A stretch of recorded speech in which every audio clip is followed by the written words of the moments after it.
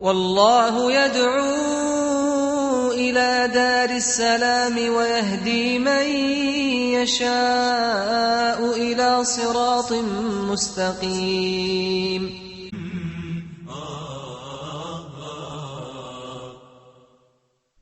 Jealousy. Narrated Jabir ibn Atiq.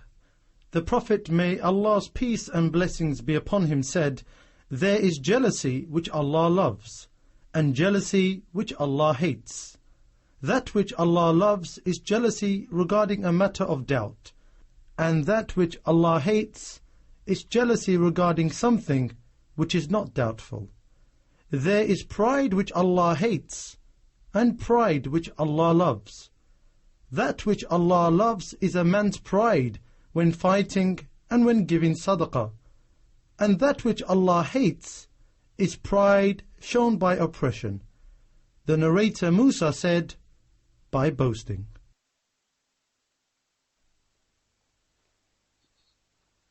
Assalamu alaikum and welcome to another episode of Purification of the Soul. In the last few episodes we were talking about envy, the causes of envy, the definition of envy, and inshallah in this episode we'll discuss some of the remedies for envy. First of all, let's have a recap on what is the Islamic definition of envy or hasad. Is it the want to deprive a person of a blessing that Allah has given him? Exactly, that's exactly right. That when a person sees a blessing that he's jealous of, and he wants that other person to be deprived of that blessing. And this is the crux of envy, or jealousy, or hasad in Islam.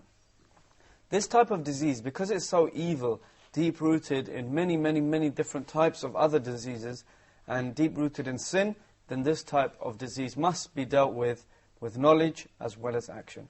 So the first thing is, in terms of knowledge, one should know with certainty that envy is very harmful to the person who is envious, both in this life and in the akhirah, in the hereafter. He should know that the envy cannot harm the one who is being envied, but instead it benefits him both in this life and the akhirah. The more a person comes to this realization, the more he realizes that by being jealous of someone, he's only becoming an enemy of his own self. And this will aid him in removing this disease from himself. So he should know that he's also earning the wrath of Allah subhanahu wa ta'ala. Because envy is a sin.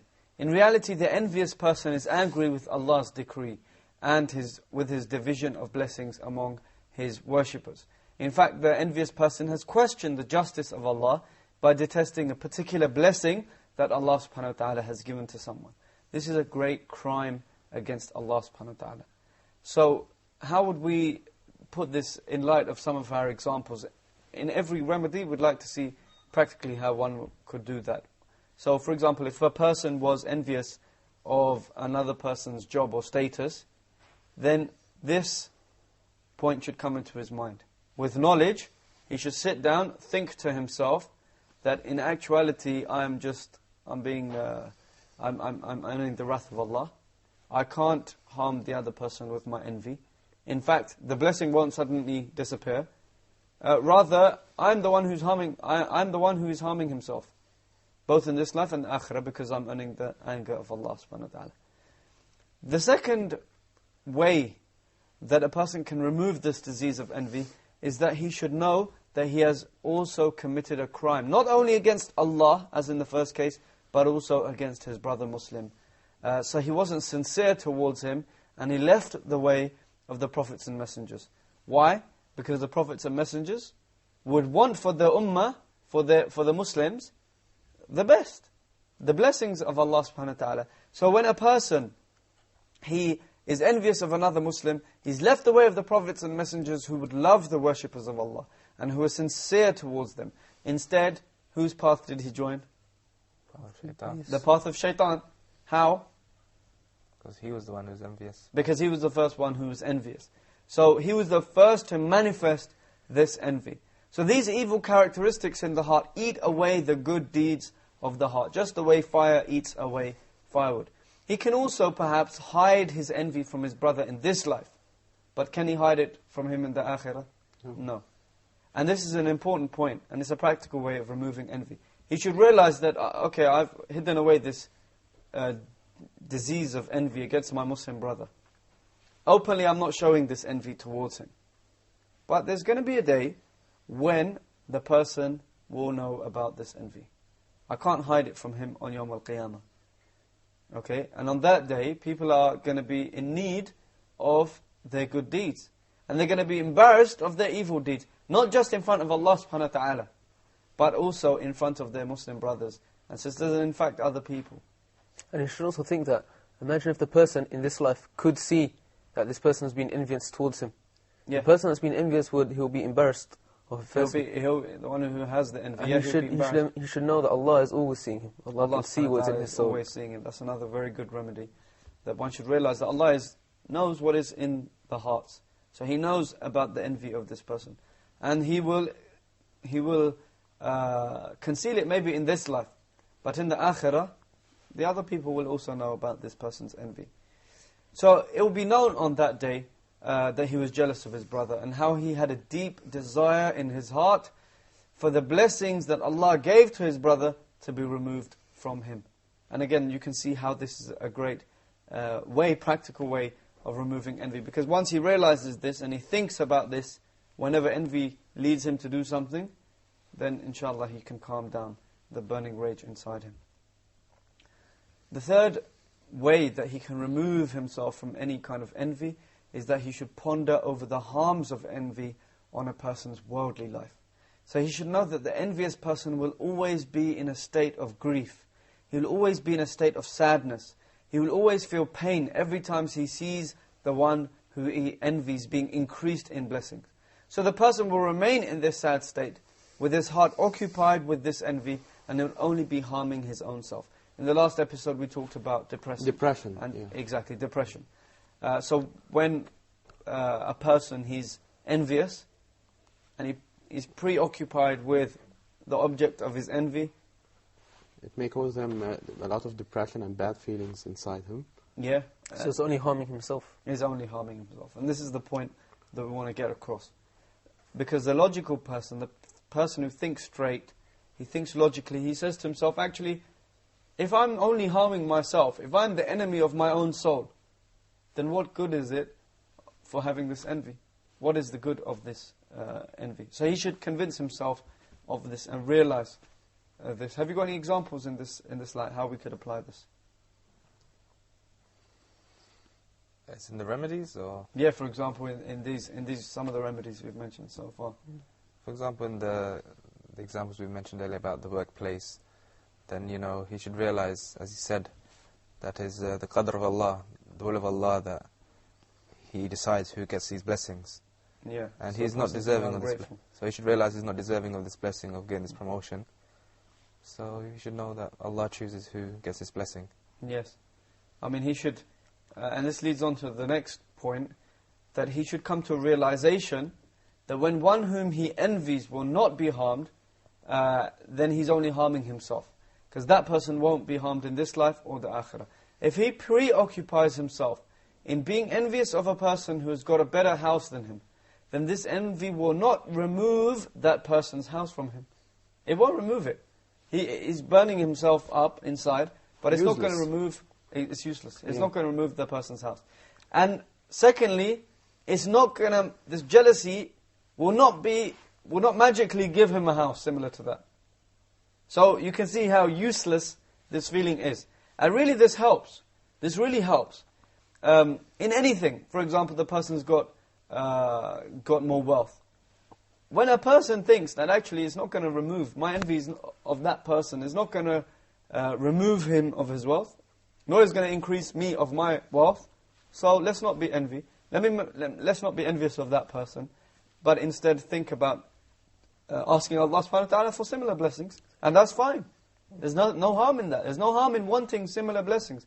The other guy's got good trainers. Hey, there's no harm in wanting that and making dua to Allah for that. Surely it affects the society and the organization also. For example, if he's envious of his boss, then he won't work hard himself in that position either. Yeah, so that the boss will get the sack, or in the society he won't fulfill his part of role of in family life, with the children envious of each other. I mean, if a person sits down and actually thinks, what is this envy achieving? It's only achieving diseases of the heart. So, for example, he's not actually getting anything out of that himself. He's actually just, he's not going to, if somebody else has got more knowledge than him, he's doing better than him in exams, for example, it's not going to help him if he is envious of the other person at all. What he should always realize, that whatever Allah has decreed will always occur. And both he and the one whom he envies will be given of blessings whatever Allah subhanahu wa ta'ala has written for them both. So, if Allah subhanahu wa ta'ala has written for the other person to have a car, a nice house, a nice wife, he'll get it. If Allah hasn't written that for you, it doesn't matter how much envy you display or manifest, or that you harbor in your heart, then it's not going to achieve those things that Allah subhanahu wa ta'ala has not decreed for you. So rather be pleased with the qadar of Allah. And this leads to the fifth remedy for envy. That he should be content with what Allah subhanahu wa ta'ala has given to him of blessings in this world. He should ponder and enumerate his own blessings that Allah subhanahu wa ta'ala has bestowed upon him. And in this way, instead of occupying himself or preoccupying himself with the blessings that Allah subhanahu wa ta'ala has given to other people, he's thinking and he's being grateful to Allah subhanahu wa ta'ala for the blessings that Allah gave him. Everybody can think of blessings that Allah has bestowed upon them. If they're Muslim, this is the first blessing. Allah has made us Muslims. If we've been given 2 eyes, we're able to see, we're able to hear, we're able to smell, we're able to speak, we're able to move our hands, we're able to walk. And whatever of the blessings that we have, we can always count and count and count. We can never enumerate in totality the blessings that Allah subhanahu wa ta'ala has bestowed over us. Inshallah, after the break, we'll go on to the remedies. We'll carry on in the remedies, inshallah. Sure. Assalamu alaikum.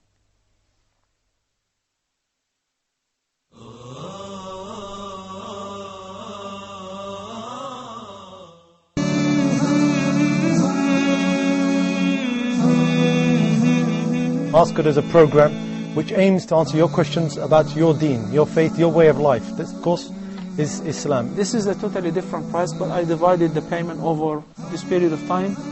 And the seller is the person or the firm which owns the item which you're buying. In this condition, this form of business transaction is lawful.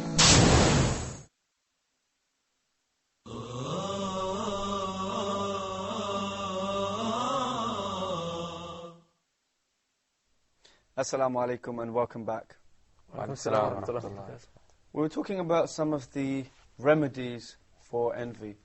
And we mentioned a few of them so far. Let's have a recap of the ones we've mentioned so far. You could say the first one was knowledge with certainty. That the envy that you have is not going to benefit you. It will not benefit you. It's useless. It will only further increase you in sin and depression. Why is it useless? Because he won't gain anything from envying someone. In what sense, Qudras? That if he envies a person, it doesn't make a difference. It won't give him that blessing or take it away from the other person. Yes, so if he's envious of someone who has a car, he wants that car to be removed from that person, the blessing. It doesn't matter, that envy is not going to remove the car. And neither is it going to gain him a car, magically. It doesn't do that. Envy doesn't work in that manner. What else? So if a person, he realizes this is a remedy for envy. Yes, what else? That he should make dua for the person, that Allah increases him in that blessing. We're going to come to that one, inshallah. What else? That he should be grateful. He should be grateful and ponder over the blessings that Allah has given him. Yeah. And realize that Allah, if you could count the blessings of Allah, you would never be able to enumerate them. If you sat there to count them, you'll never be able to enumerate them, ever. And this is related to another one, that he should be grateful, should accept the decree of Allah. He should accept the decree of Allah subhanahu wa ta'ala. That Allah is the one who's given that person this blessing, and therefore he should be happy with the decree of Allah subhanahu wa ta'ala. The next remedy for envy is a very, very important and practical one. and that is that he should act in defiance of his own envy. So whenever his envy dictates that he should do something, he should strive against his soul and do the complete opposite. So for example, if he walks by a person who has a beautiful car, and he envies him for that car, he wants to remove that blessing, that car from that person.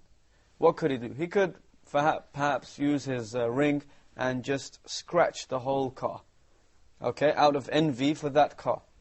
Okay, so when his soul tries to entice him to do this, what should he do? He should act in defiance of his soul.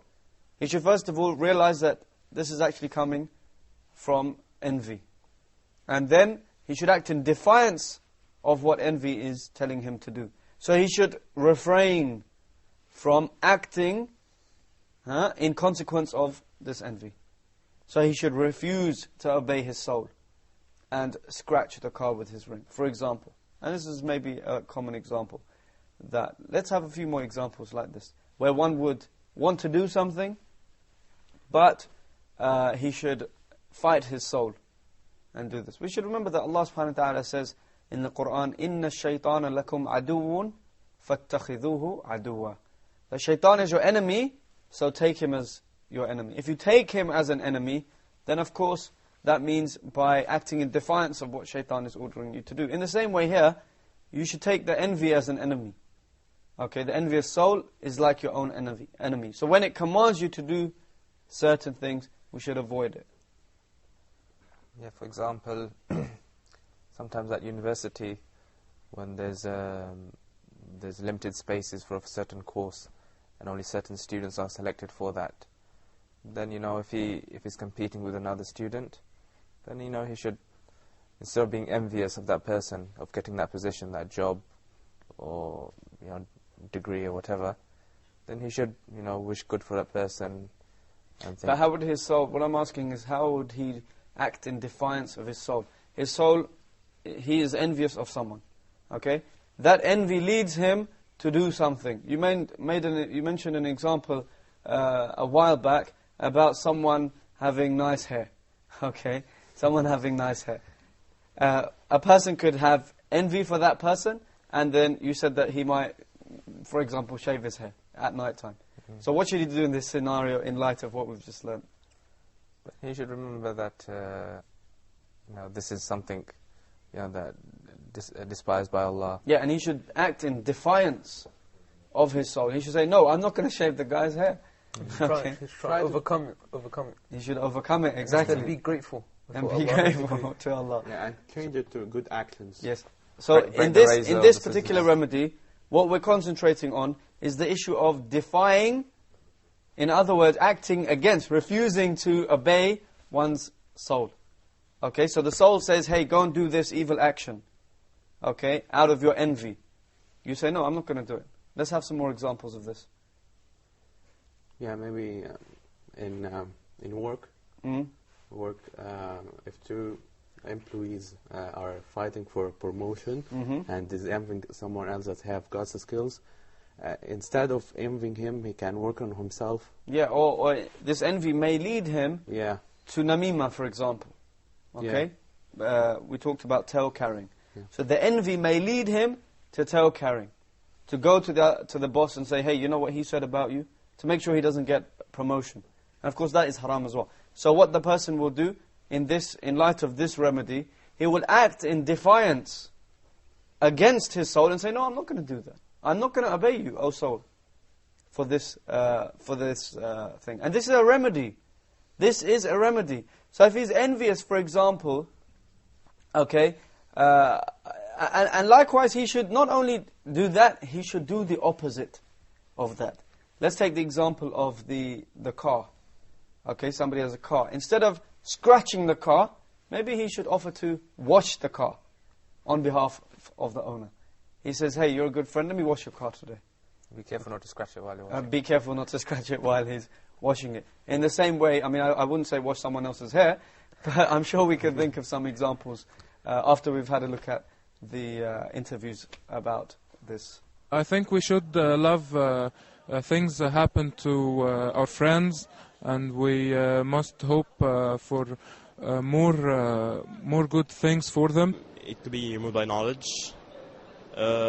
because if you're more knowledgeable, you've got more general knowledge, you know some and everything, like if you're talking in religion, you'll know that envy is a bad thing. You know that envy will hurt other people, hurt you also.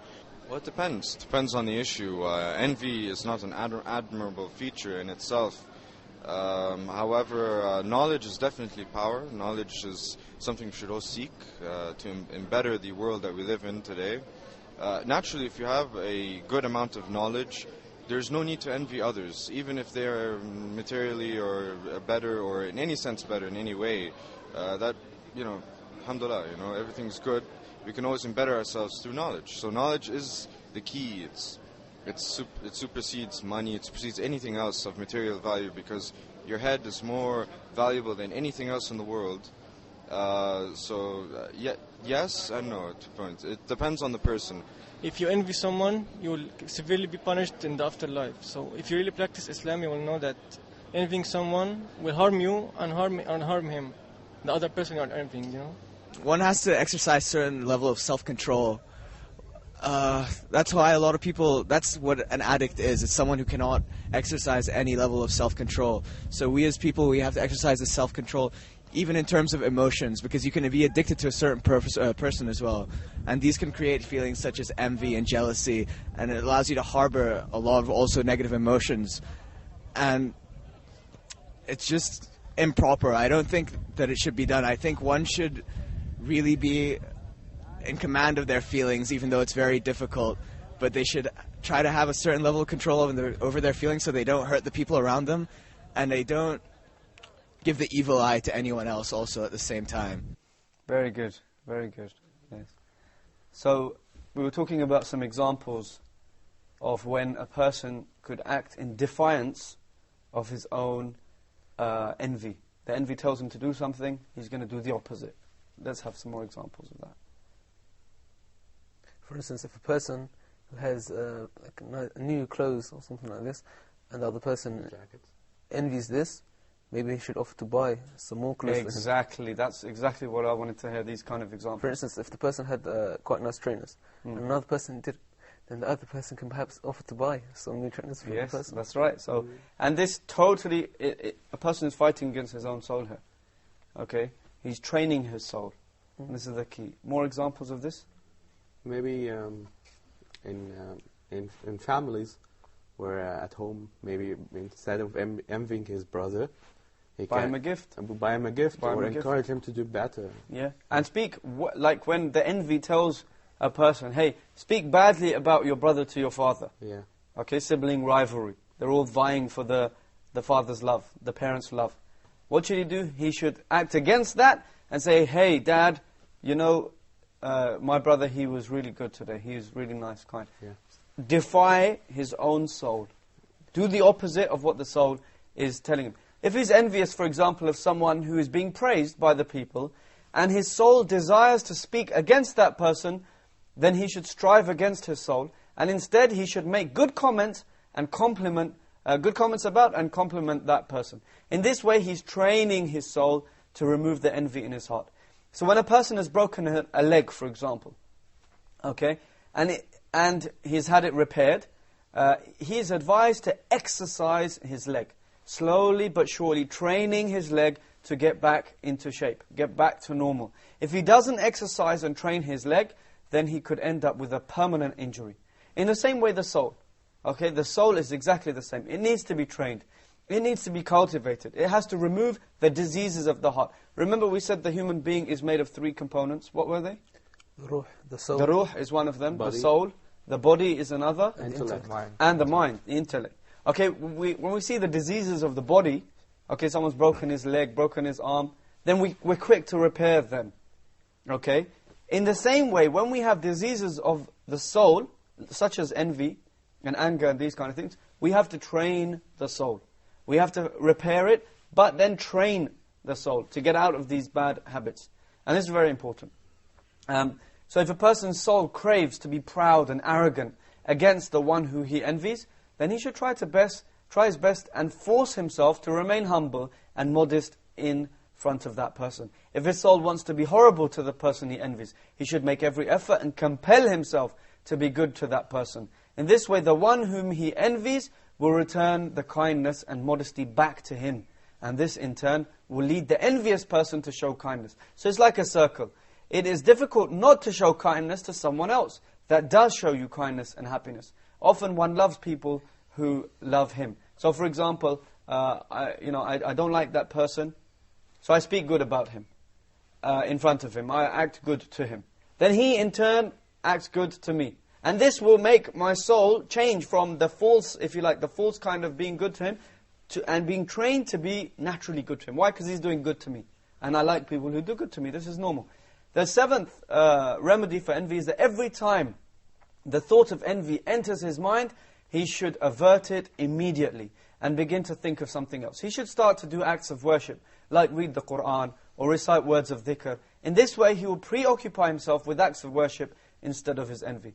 The eighth remedy for envy is that he should make dua for the person that he envies. He should sit in private and ask Allah and beg Allah that he actually increases the one whom he envies with goodness. So if a person is jealous of someone who has got a lot of wealth, then he should make dua to Allah that that person is increased in wealth. This is acting totally contrary to himself, to his soul, which is telling him to do the opposite. He should force himself to do this, knowing that Allah will give to that person whatever He's already decreed, so it's not going to change anything. It is difficult to make dua for one whom a person is angry with or envious of. So by doing this, he's actually forcing the envy out of his soul. The ninth remedy is that he should take refuge in Allah subhanahu wa ta'ala from this disease of envy and make dua to Allah to remove him of it. So I ask Allah subhanahu wa ta'ala to aid us against this evil disease so we can struggle against it and overcome this filthy disease from our hearts. وصلى الله وسلم وبارك على نبينا محمد وعلى آله وصحبه أجمعين. السلام عليكم ورحمة الله وبركاته.